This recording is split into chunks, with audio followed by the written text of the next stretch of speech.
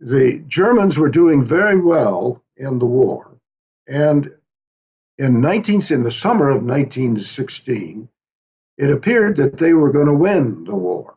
It looked like they would win. They had destroyed the British merchant navy with their submarines and were starving the British. And they made a proposal for a peace to stop the war. The Germans did, because they didn't want the war to start with, and now it looked as though they were about to win. And they made a peace offer, which Britain rejected out of hand. Right. Yeah. And so the war continues. And the only way Britain could win, and they were working mightily at it, was to bring the United States in on the Allied side. And they were working, attempting that. They had a hate campaign, propaganda campaign against the Germans going on in the United States at the time, with all these atrocity stories about cutting off Belgian boys' hands, gang raping Belgian girls, throwing babies in the air and spearing, all this stuff. All of which turned out to be nonsense and was refuted after the war. But nevertheless, the attempt was to change American public opinion and get America into the war. A couple of months later, I think in November of 1916, this was where the Jews come in. I told you that the sub-theme of the book was the role that the Jews had played in the events of the 20th century, and here enters the Jews. A guy named Chaim Weizmann, who's a big guy and leader in international Jewry. He became the first prime minister of the state of Israel, by the way. He and a group of other international Jews went to the leaders of Britain and told them that we are very influential in America. The Jews surround Wilson and are very influential with him. If the Zionists at that time wanted Palestine to be given to Jews so that they would have a home country of their own. That was an objective of the Zionists. Mm-hmm.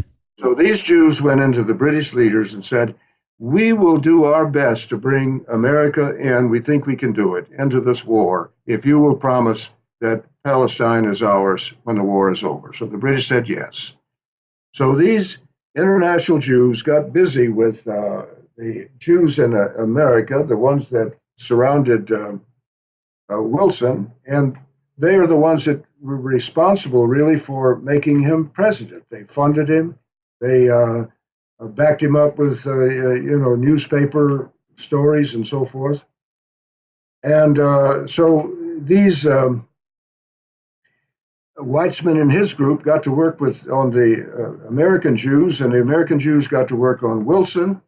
And I'll give you the names of some of these guys. They were these Jews in America that surrounded Wilson. They're very powerful men, very wealthy. Jacob Schiff, who was the head of the Kuhn Loeb Bank, the biggest bank in America at the time. Warburg, a big banker. Henry Morgenthau Sr., Louis Brandeis, who was the first Supreme Court Justice, Jewish Supreme Court Justice, that is. Bernard Baruch, a very powerful, wealthy man. Rabbi Stephen Wise, and then there was Felix Frankfurter, were just a handful of the group that surrounded Wilson. Well, they got to work on Wilson. Now, Wilson was already predisposed to go to the aid of the mother country, that is Great Britain. He was at the old East Coast school where we saw ourselves as, so England as our mother country and so forth. So the American people were very against an involvement in any war. So they got busy with the propaganda campaign. The Americans now joined the British effort, and the Jews specifically mounted an anti-German campaign. They brought about pretexts like the sinking of the Lusitania, the Zimmerman telegram, all these things were.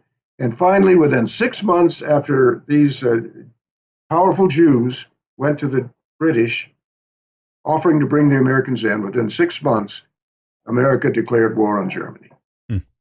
And America was in the war, and of course that spelled the end of the war because Germany and the Central Powers could not withstand this combination of forces.